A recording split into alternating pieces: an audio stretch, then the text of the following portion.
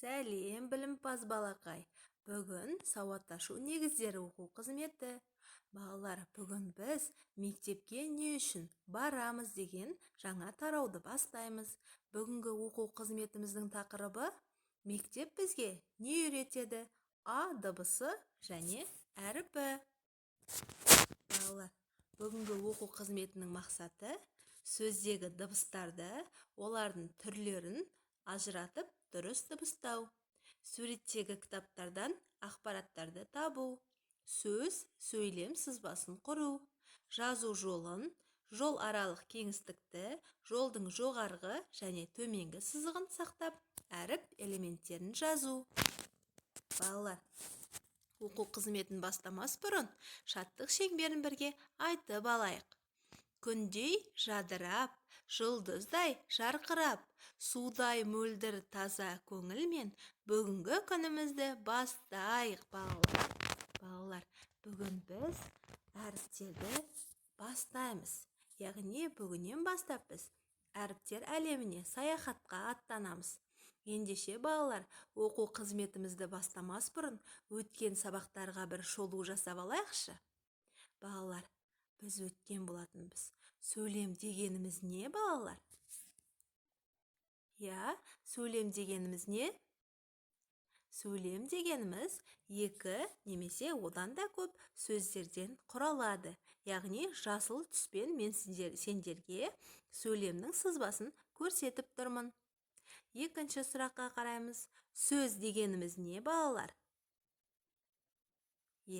Сөз дегеніміз, балалар, заттардың атауы.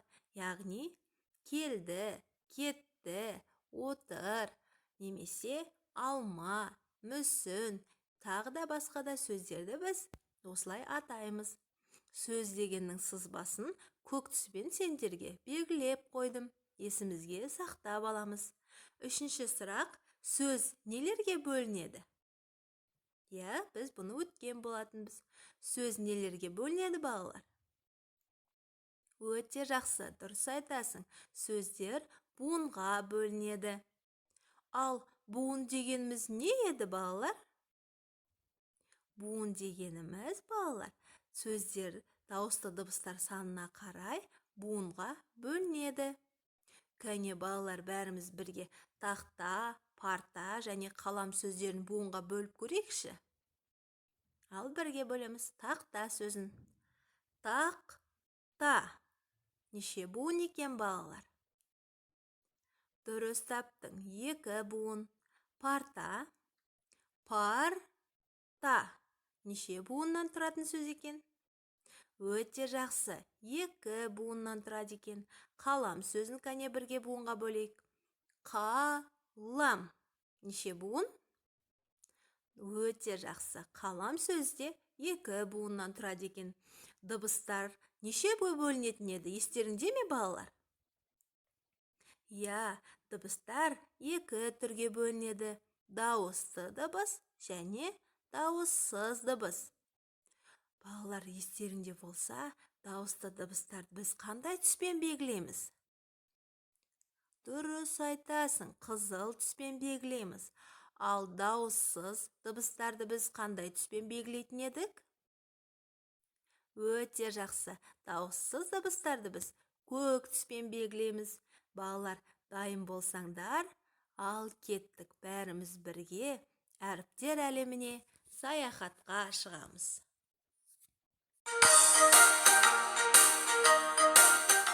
Сәлем, балақайлар. Көңіл күйлеріңіз қалай? Сіздерде жақсы болса, бізде де өте тамаша. Біз Зере екеуміз әріптер әлеміне саяхатқа барамыз. Бізбен бірге барасыңдар ма? Ендеше кеттік.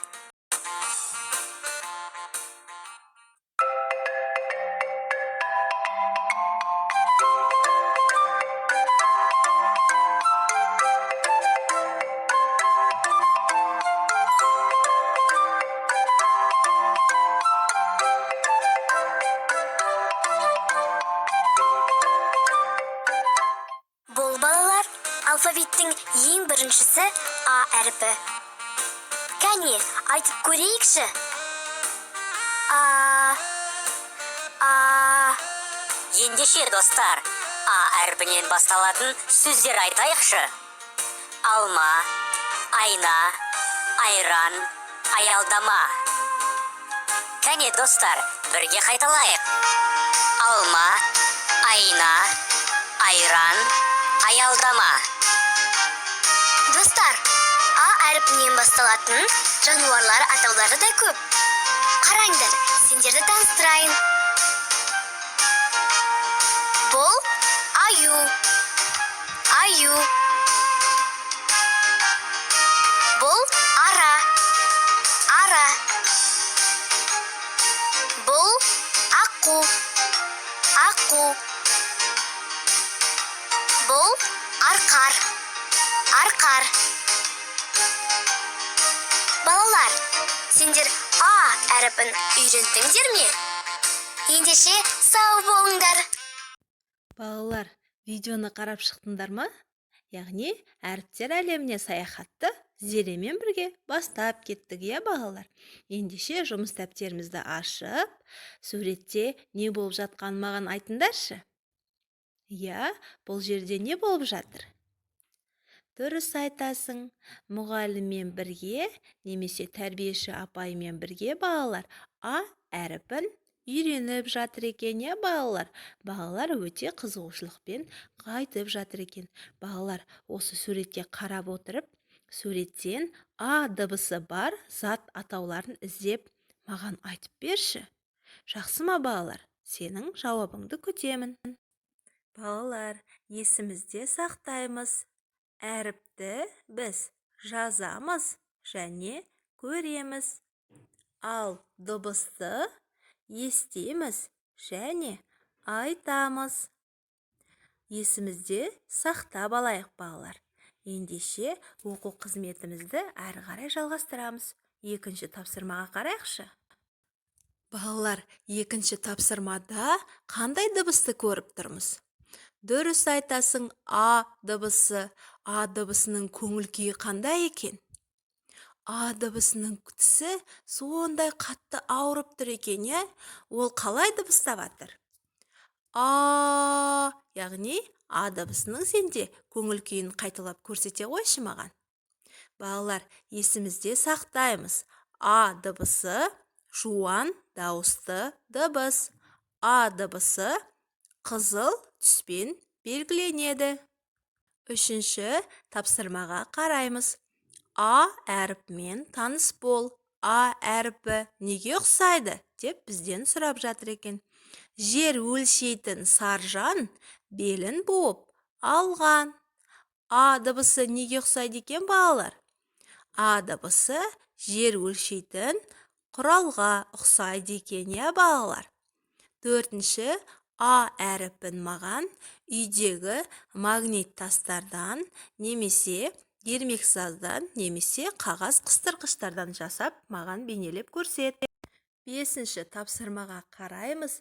А әріпі жоқ сөзді қоршапсыз. Осы сөздегі суреттерге қарап, А дыбысы қай сөзден естілмейді екен? Соны тауып, маған сызып көрсет. Балалар, ендеше дайын болсаңдар, А дыбысының жазылуымен бірге таныс болайық. Бұл дәрігер Айболит. Оған сиыр, қасқыр, қоңыз, құрт және аю келді емделуге. Және түлкі болса, ой, мені ара шақты деп дәрігерге шағымданып жылады. Сол кезде шабарман ит келіп, Айболитке хат алып келді. Дәрігер, тез келіңіз Африкаға, біздің балаларымызды құтқарыңдар деп хат жіберіпті. Бұл жердегі барлық кішкентай жануарлар деп барлығы жылап ауырып жатыр екен. Балалар, осы жануарлардың аузынан шыққан А дыбысын бірге жазып үйренейік.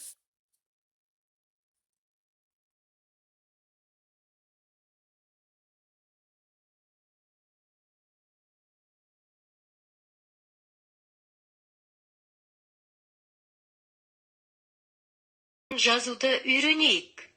Олар бас әріп және кіші әріпке бөлінеді. Аның бас әріпі 3 элементтен тұрады. Үлгек, көлбеу сызық және белдік. Енді осы элементтерді қосамыз. Астыңғы сызықтан сәл жоғары қалам ұшын қоямыз. Доға тәрізді ілгекті көлбеу сызықпен жалғастырып, үлкен жолдың ортасына дейін көтереміз.